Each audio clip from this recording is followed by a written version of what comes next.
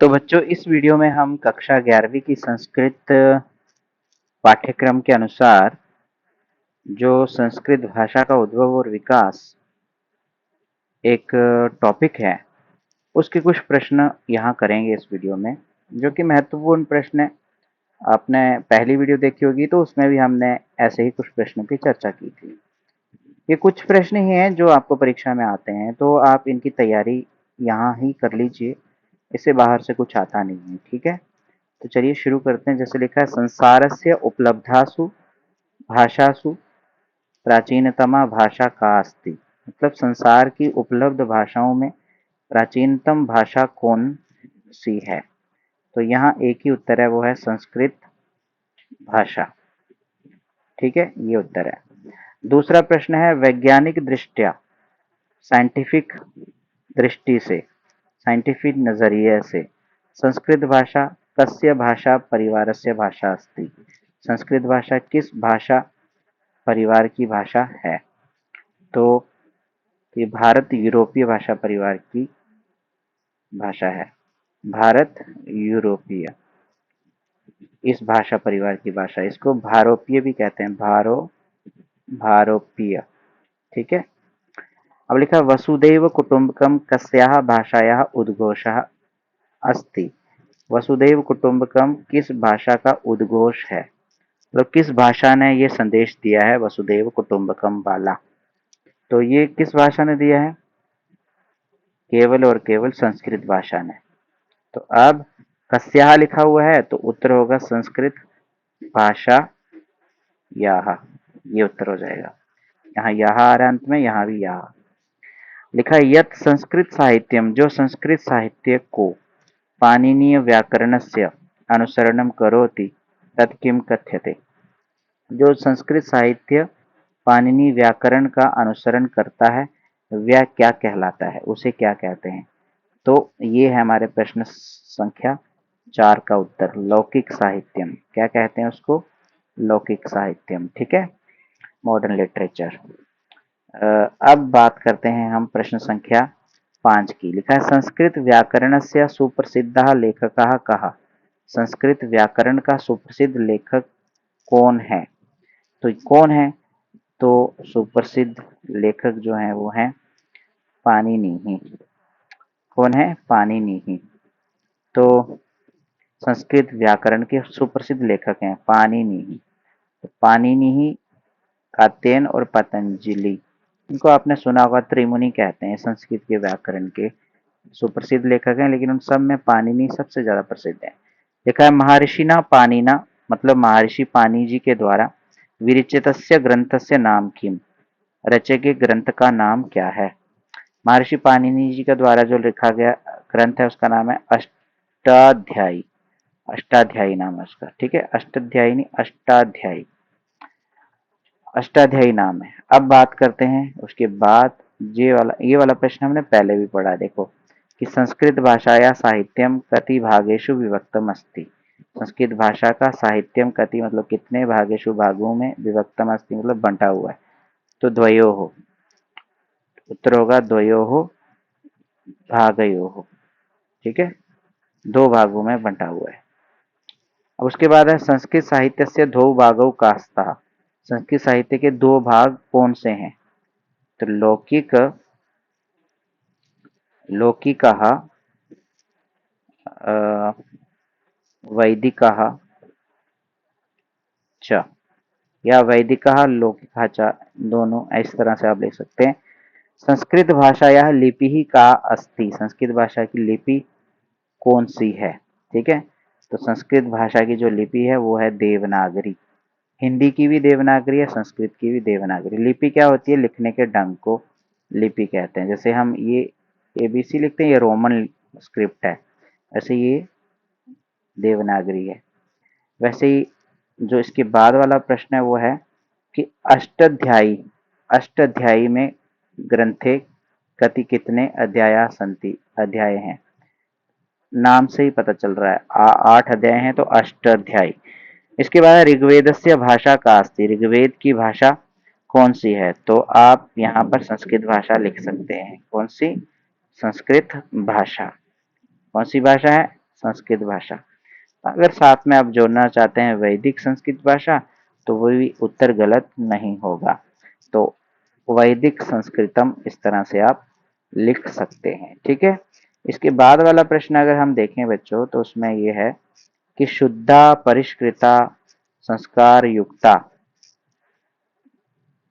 अच्छा ये लौकिक संस्कृते विरचितम आदि काव्यम किमस्ति, लौकिक संस्कृत में रचे हुए आदि काव्य कौन है? कौन है वो? रामायण है। ठीक है, रामायण, रामायणम, क्योंकि किम पूछा है तो आपको रामायणम लिखना है, तो रामायणम अस्ति। शुद्धा परिष्कृता संस्कार युक्ता भाषा का अस्ति, शुद्ध परिष्कृत संस्कार से युक्त भाषा कौन सी है? तो वह है संस्कृत भाषा। कितने सारे उत्तर तो आपके बस संस्कृत भाषा करके ही हैं। तो लौकिक संस्कृतात पूर्वम, लौकिक संस्कृत से पूर्व मतलब पहले, संस्कृत भाषा या संस्कृत भाषा का किम नाम आसीत, क्या नाम था? तो वो था वैदिक संस्कृतम। क्या नाम था? वैदिक संस्कृतम। लौकिक संस्कृतम से पहले संस्कृत का नाम था वैदिक संस्कृतम। ठीक है, या इसको हम लोग देववाणी भी कहते थे, इसका नाम देववाणी भी था, देवताओं की वाणी, देवताओं की आवाज। अब प्रश्न संख्या 5 है, संस्कृत वाङ्मयस्य, संस्कृत साहित्य का विशालतमः ग्रंथा का सबसे बड़ा ग्रंथ कौन सा है? तो इसका नाम है बच्चों महाभारत, सबसे बड़ा ग्रंथ है क्योंकि इसमें 1 लाख श्लोक हैं। तो यहाँ तक हो गए हमारे 15 प्रश्न। अब कुछ और प्रश्न है वैदिक साहित्य के, ये कुछ क्या प्रश्न है वो हम अभी जानते हैं। यहाँ पहला जो प्रश्न है वो है विद ज्ञाने इति ज्ञानार्थ धातु द्वारा का शब्द निष्पद्यते।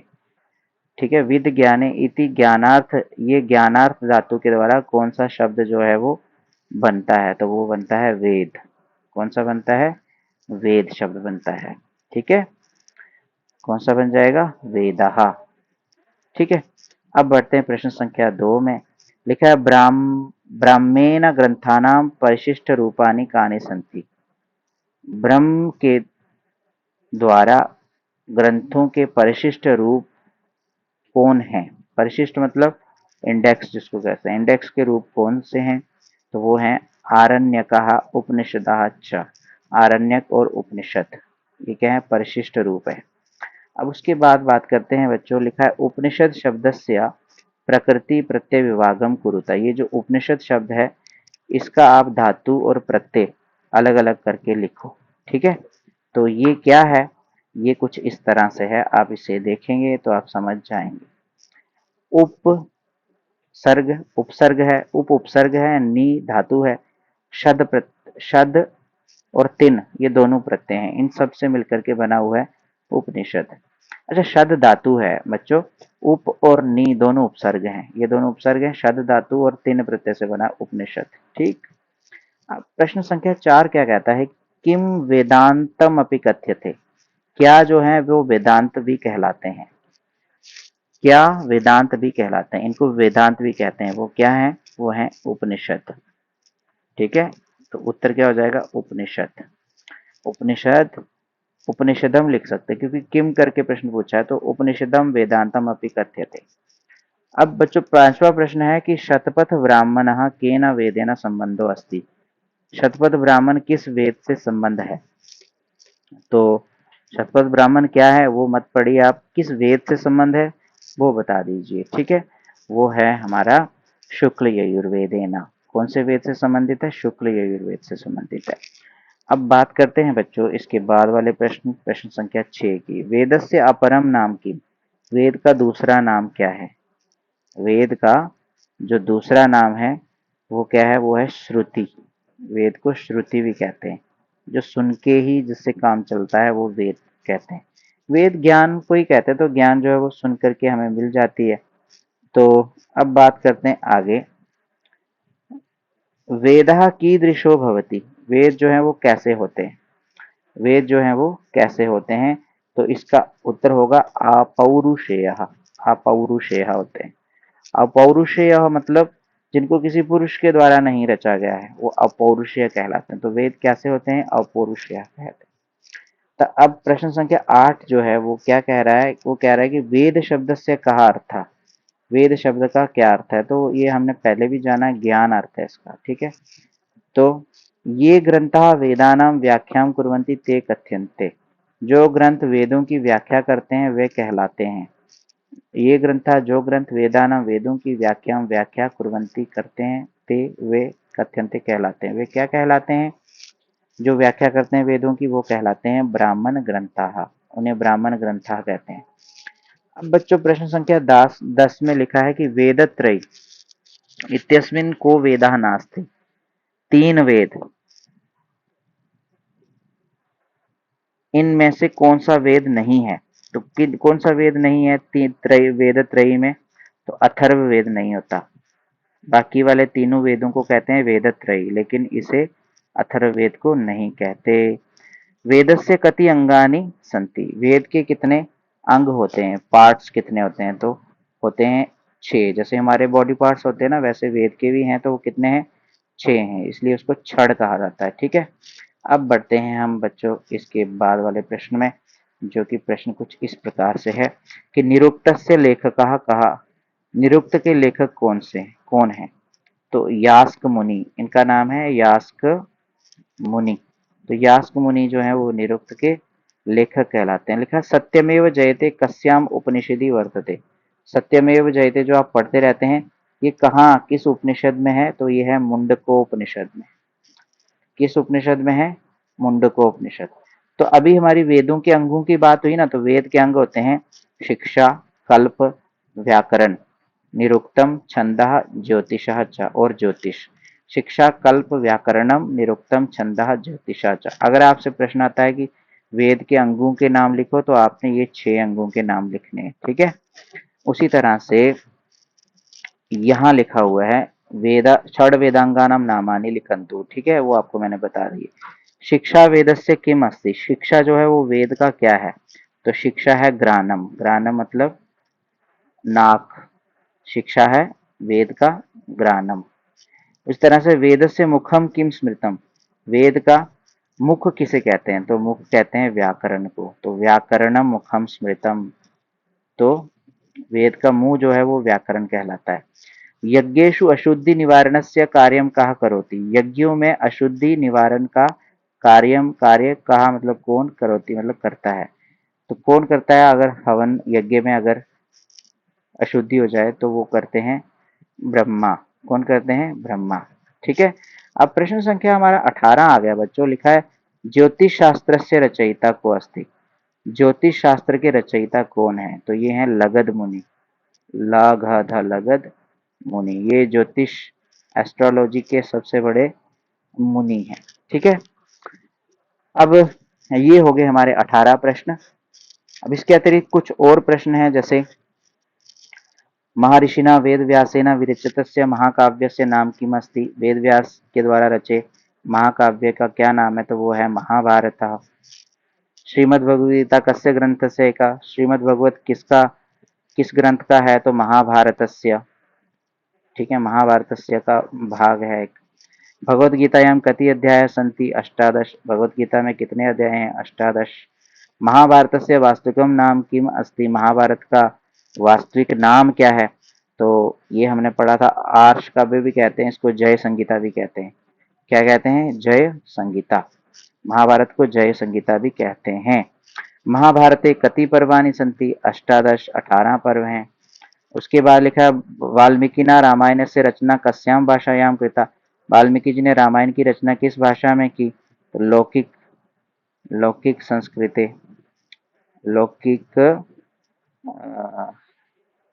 संस्कृतौ, ठीक है, लौकिक संस्कृतौ। गायत्री मंत्रे कति अक्षराणि सन्ति, गायत्री मंत्र में कितने अक्षर होते हैं? तो 24, चतुर्विंशति। रामायण से प्रयुक्त छंदस्य नाम किम अस्ति, अनुष्टुप छंद, रामायण का जो मुख्य छंद है उसका नाम है अनुष्टुप छंद। इंद्र से प्रसिद्ध हस्तिना नाम किम अस्ति, इंद्र के प्रसिद्ध हाथी का क्या नाम था? सबने सुना हुआ है, ऐरावत, ठीक है। दशानन का अस्ति, दशानन कौन है? 10 सर वाला, तो रावण।